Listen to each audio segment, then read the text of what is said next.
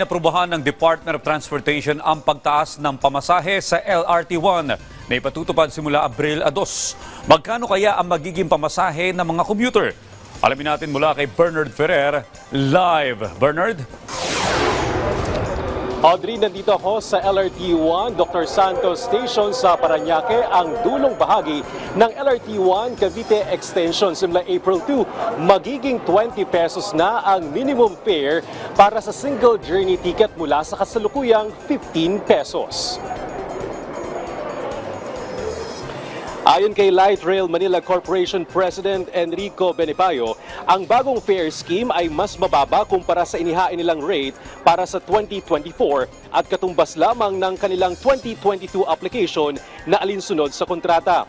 Batay sa desisyon ng Rail Regulatory Unit ng Department of Transportation, ang boarding fare sa LRT1 ay itataas sa 16 pesos and 25 centavos, habang 1 peso and 47 centavos naman ang dagdag kada kilometro. Dahil dito, ang minimum fare para sa single journey ticket ay magiging 20 pesos mula sa 15 pesos.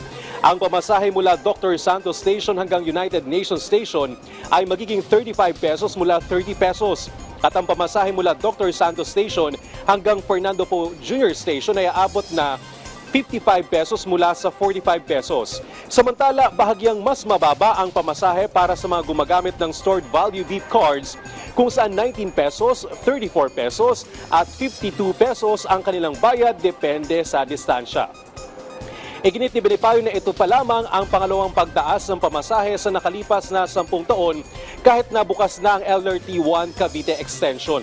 Anya, kailangan ng tuloy-tuloy na investment para sa maintenance, upgrade at expansion ng sistema ng transportasyon upang manatiling epektibo at ligtas ang serbisyo katulad ng ginagawa sa mga bansang may world-class transport system tulad ng Singapore at Japan.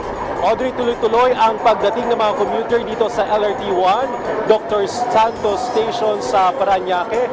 Nakadeploy ang 30 tren at may pagitan na 3 minutes and 55 seconds sa pagdating sa bawat estasyon. Balik sa iyo, Audrey. Maraming salamat, Bernard Ferrer.